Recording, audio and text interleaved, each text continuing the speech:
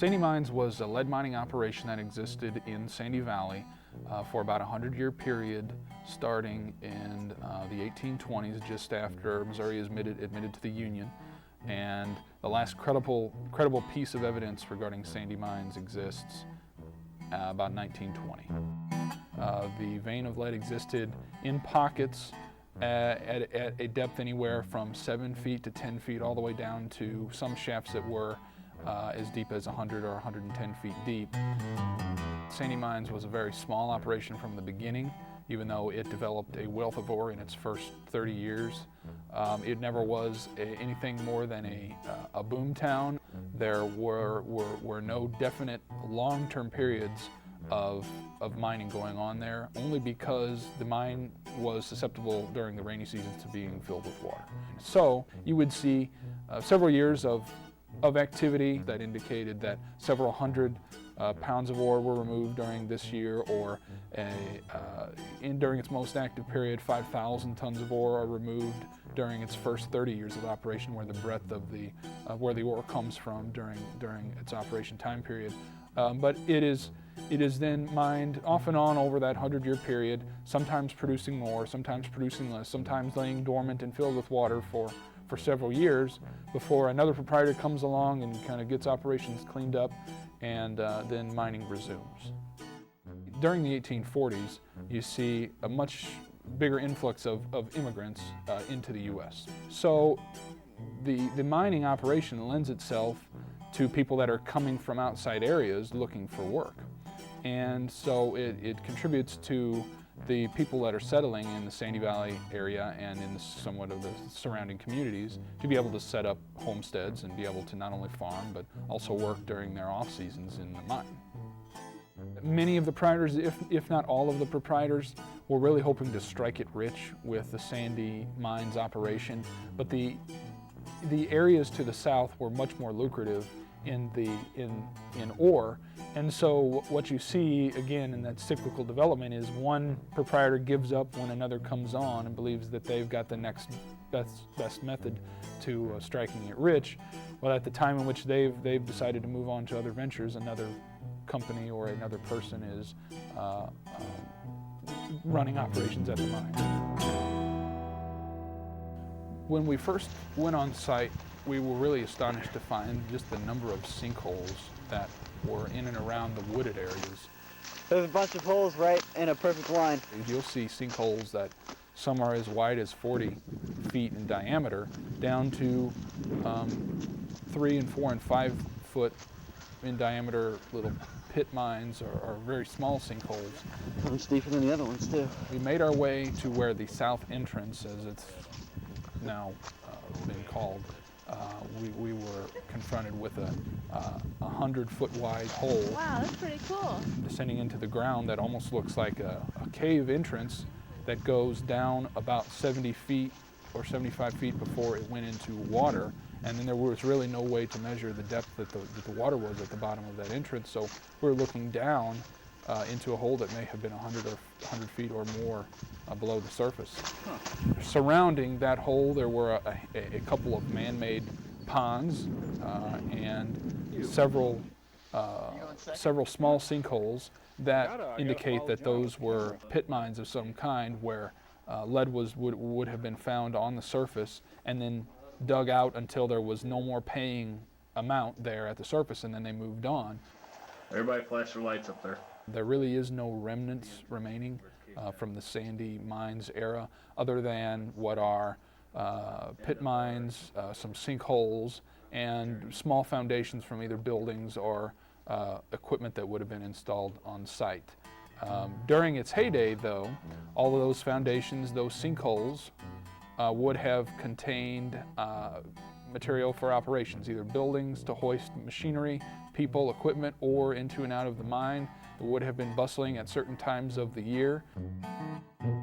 And in one spot existed a 6-inch wide piece of what appears to be cast iron plumbing that just descended into the ground. I speculate that either that would have been attached to some of the apparatus that would have removed water from the mine during operation, or may have been a freshwater line going into the mine, or may have just been additional weight to call for help or for supplies to be lowered or raised from the mine. Along the path of the mine, there are still some lead to be found at the surface, although it's in very tiny quantities. When you think about the duration that Sandy Mines was in existence, you compare that to other important dates in the state of Missouri.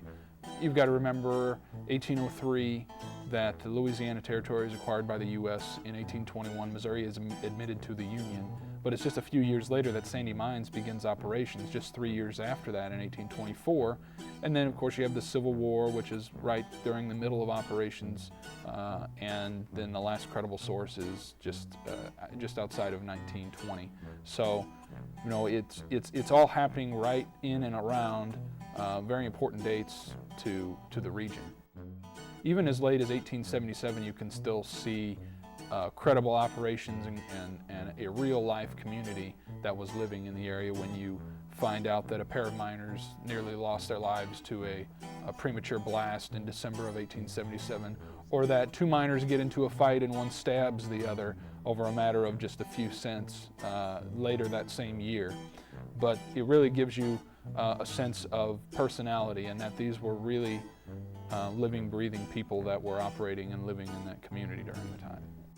When you really boil it down and take a look at where we've come from, you can see some of the development of our county, how it has spurred off from operations such as Sandy Mines or other areas which are very similar in their historical breadth, like Kimmswick or Crystal City and areas like that, which are very old, and how they've helped shape what our county is today.